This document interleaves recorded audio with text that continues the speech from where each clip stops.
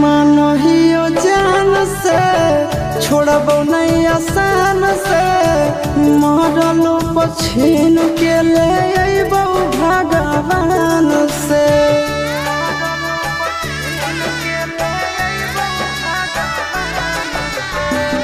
मानहियो जान से छोड़बो नहीं आसान से मरलो पछीन के ले अइबो भगवान से।